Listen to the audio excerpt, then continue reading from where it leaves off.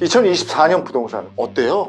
24년 부동산 덤비지 마라. 저는 26년까지 하락 횡보라고 보고 있기 때문에 여기에 아파트를 짓는다고? 진짜 엄청나게 졌더라고요. 그냥 무조건 지으면 분양이 되니까 지금 개판인 부동산 시장이 됐는데 이거 진짜 각성해야 됩니다. 제가 볼 때는 제가 여기 요 얘기가 15년 10년 지나면 아마 레전드가 될 수도 있습니다. 아, 폐호 말이 그때 맞았구나.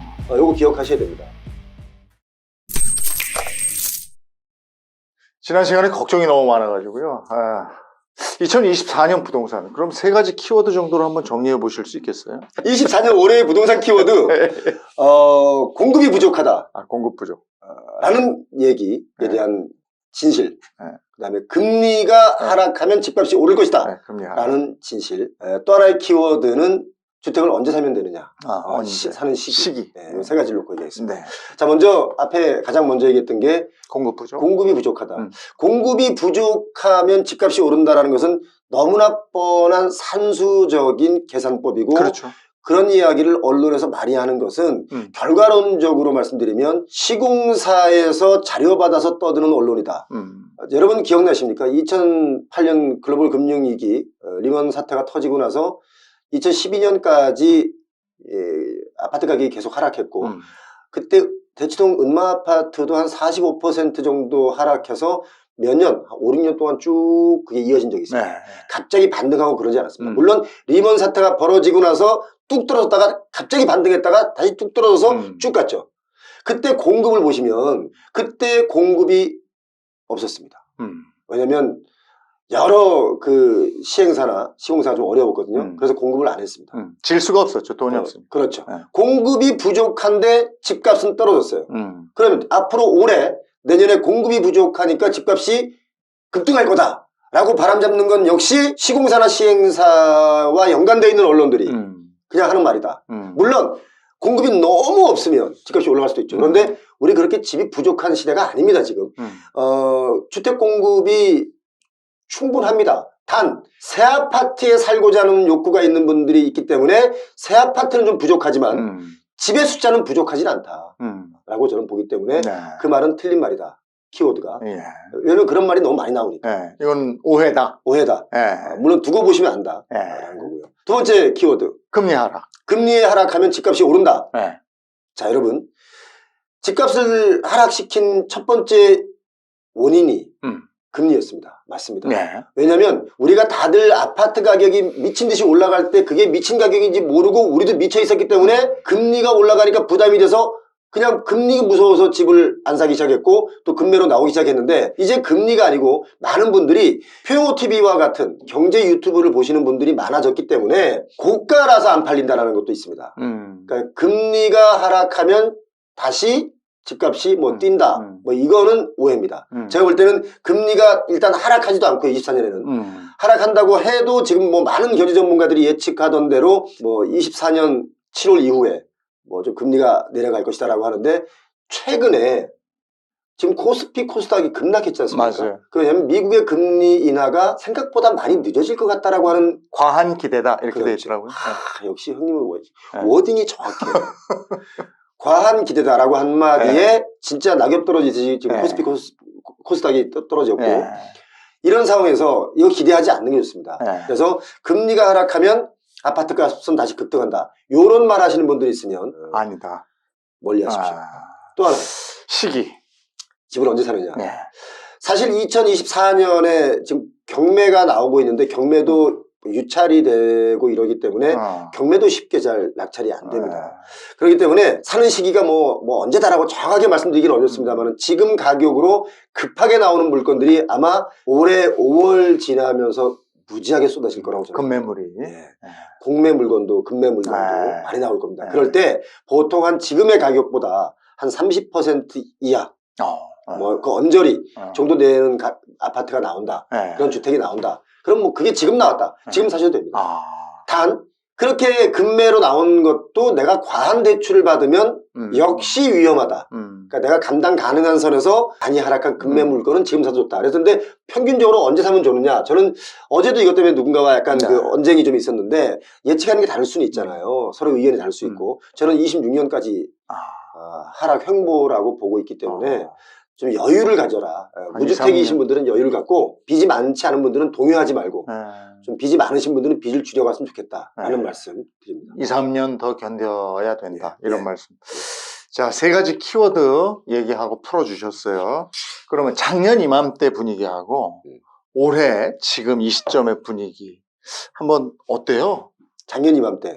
작년 이맘때가 1.3대책 나와가지고 저희가 이제 아파트 값이 22년 말에 하반에 많이 떨어졌지 않습니까? 그런데 1.3대책, 23년 1.3대책 나오면서 값이 다시 반등을 했고 사람들은 그때 뭐라고 했냐면 또 오른다. 지금 아니면 지금 못 산다. 그래서 막 또 달려들어가지고 한 심지어 떨어졌던 가격에 거의 뭐 회복 다 한 아파트도 있고 절반 이상 회복한 아파트도 있는데 그때 제가 분명히 이 방송 나와서 그런 말 했습니다. 기억나십니까? 데드캣 바운스다.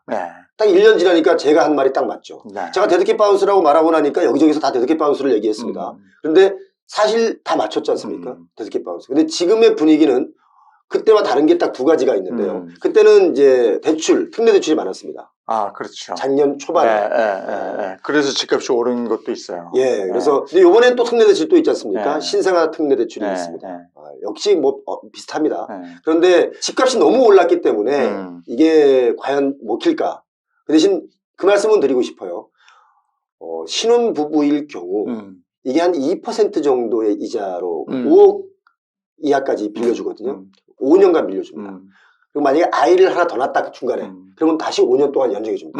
그러니까 예를 들면 그러니까 신생아 대출 특례라는 것은 이제 아이 출산을 좀 더 장려하기 위해서 만든 거지 않습니까? 그러니까 그렇게 있는데 요거는 좀 이용해 볼 만하다. 그런데 이걸 언제 이용하느냐 이게 중요하지 않습니까? 조금만 더 여유 있다가 사십시오. 여유 있게 보다가. 왜냐면 이게 1월 29일부터인가 아무튼 1월 말부터 이게 실행이 되는데 좀 더 천천히 실행되자마자 빨리 가서 사지 마시고 좀 천천히. 어차피 여러분들이 천천히 움직이면 매도자가 불안해집니다. 더 싸게 나올 가능성이 높다. 그래서 올해는 총선도 있지 않습니까? 총선이 끝나고 한 2-3달 더 지켜보고 있다가 부부가 잘 상의해서 감당 가능한 선에서 이런 특례는 좀 볼만하다. 그래서 아마 요것 때문에 저가 아파트는 조금 약간 그 상승 반전 내지 꿈틀거림을 있을 수 있으나 이것도 제가 보는 일시적이다. 지금 경기 자체가 너무 어렵습니다. 글로벌 경기 자체가 어렵기 때문에 이럴 땐 어떻게 되느냐? 쉬었다 가는 게 좋습니다. 지금 시장에 매물은 많이 나와 있는 상황입니다. 엄청 많이 나와 있습니다. 지금 8만 채가 넘게 나와 있고 지금 집주인들은요 분명히 몇 년 전, 2, 3년 전에 내 옆집이 얼마에 팔린지를 기억하고 있으니까 그게 마치 아직도 우리 집이 그 가격인 줄 알고 있는 거예요. 근데 그보다 훨씬 더 싸게 은근히 내놨는데도 안 나가는 거야. 그러니까 불안한 거예요. 그래서 이 불안 심리가 만약에 금리나 이런 것들이 빨리 하락하지 않고 좀 더 장기화된다면 금매 물건은 22년보다도 많을 것이다.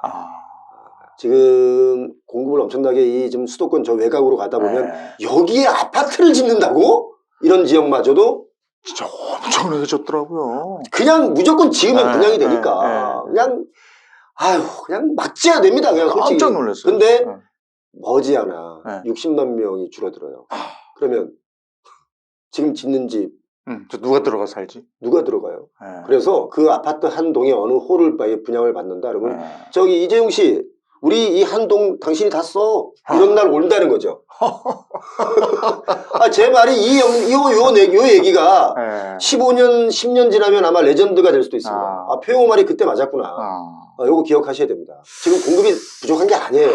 그럼 어쨌든 매물이 많고 거래는 안 되는 상황. 그런데 서울도 마찬가지라는 겁니까? 서울도 거래가 안 된다는 겁니까? 서울도 거래가 안 됩니다, 지금. 서울도 뭐 다른 지역에 보면 뭐 잘 된다, 뭐 강남 자꾸 얘기하잖아요. 강남에 고가로 분양하는 것들 자꾸 이렇게 뭔가에 풀어주기 시작하잖아요. 그러면 다른 지역에 영향을 줍니다. 저기 죄송한데 이거 하나 여쭤볼게요. 하남시 집값, 남양주 집값 여기도 많이 뛰었습니다. 왜 뛴지 아세요? 그때 새 아파트 막 짓는다고 거기 뭐 이유가 딱 하나예요. 반포 아파트가 얼만데 여기서 몇 분밖에 안 걸리는데.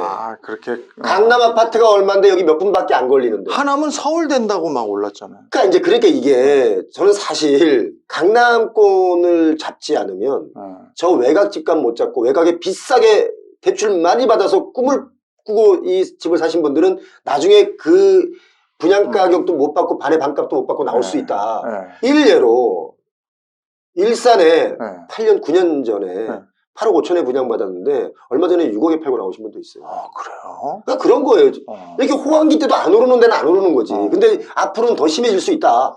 이걸 좀 꼭 기억하셔야 됩니다. 이게 저는 우리나라에 지금 이 아파트를 못 사면 마치 바보가 된 것처럼 같은 그런 인식들의 언론들 그리고 똘똘한 한 채를 얘기하는 분들이 있는데 지난 정부에서 1가구 2주택을 갖고 있으면 마치 범죄자 취급하고 그렇죠.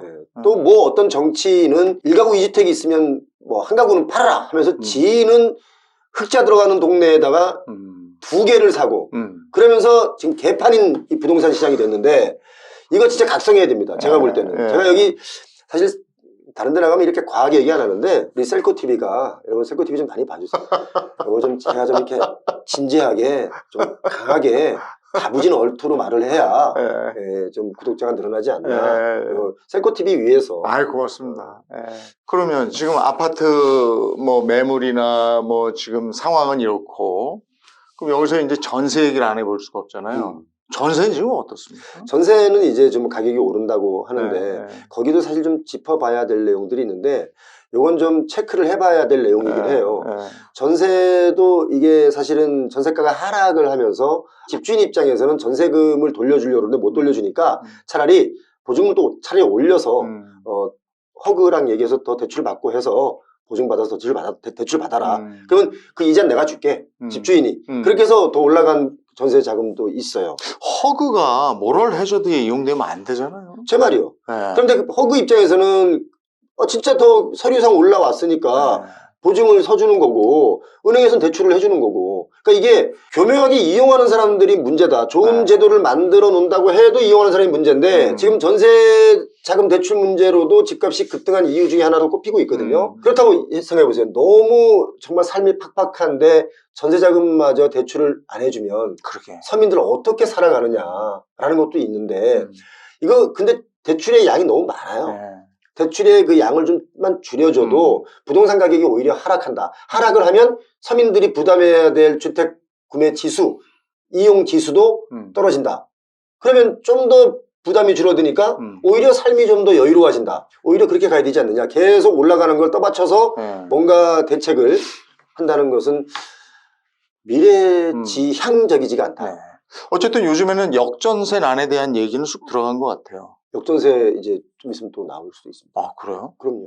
아, 가격 대비 지금 지방의 경우는 간혹 떨어지는 집값보다 전세 가격이 이렇게 치고 올라오는 경우가 있어요. 또 한 번 요동을 칠 때가 있겠다. 이제 아마도 올해 봄쯤 되면 왜냐하면 지금 아파트 가격이 지방의 경우는 많이 떨어지니까 그리고 지방의 경우는 전세가율이 높지 않습니까?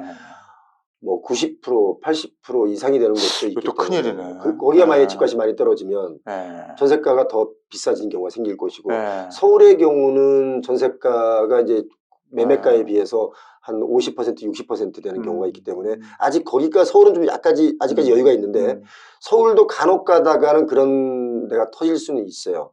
왜냐면 사실 초고가의 아파트나 이런 주상복합의 경우는 개인이 사는 경우도 있지만 회사, 법인 이름으로 사는 경우들이 있는데 이 법인들이 어려워지면서 그런 것들이 공매나 경매로 나올 수가 있기 때문에 충분히 그럴 지금 시간이다. 그 정도로 어렵다.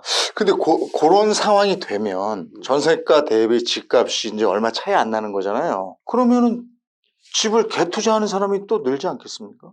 늘어난다고 하는 게 아니라 그건 좀 겁이 나서 못하는 경우가 생기죠. 집값이 더 떨어질 거니까. 떨어질 수도 있기 때문에. 그러니까 오히려 근데 더 떨어져서 만약에 쭉 간다, 횡보한다. 그러면 이제 갭 투자들이 이제 극성을 또 부리겠죠. 그런데 지금은 갭 투자했다가 하는 여러분 뉴스에 납니다.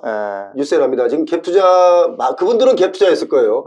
수백 채씩, 수십 채씩 사가지고 매매가보다 더 비싸게 전세를 주고 한 분들은 그분들은 엄청 성공한 갭 투자라고 아마 소문을 많이 내고 다녔을 거예요. 지금도 그분들 다 조사받거나 빌라 같은 거 이렇게 뭐 빌라왕이니 뭐니 뭐 해서 법무부에서 운영하는 학교에 가 있거나 그러지 않습니까 지금?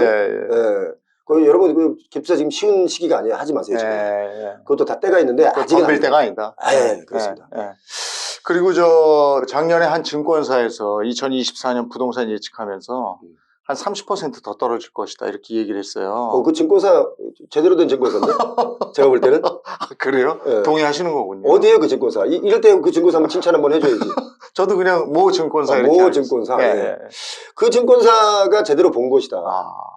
증권사가 예. 보통 부동산 PF로 돈을 많이 벌었어요. 그렇죠. 예. 이분들은 집값 떨어진다고 안 되는 분들이거든요. 그렇죠. 근데 그렇게 얘기한다는 건 아주 칭찬받을 만한. 솔직하게 얘기한 거죠. 솔직한 게 최고입니다.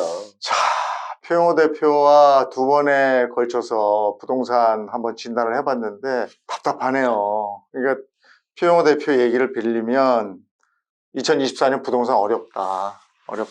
그리고 2024년뿐이 아니고 한 2, 3년 정도 더 갈 것 같다. 이런 거예요. 24년 부동산 덤비지 마라. 덤비지 마라. 많은 분들이 저 이렇게 보면 메일이 오는 거 보면 거기 댓글도 써 있어요. 표영호 대표님 덕분에 오히려 집으로 손해 안 봤어요. 이런 분들이 많이 있는데 제가 적어도 손해는 안 끼치겠습니다. 그러니까 구독 저희 채널에 와서 좀 눌러주세요. 표영호 TV. 네, 오늘 표영호 대표와 함께 했습니다. 고맙습니다. 네, 고맙습니다.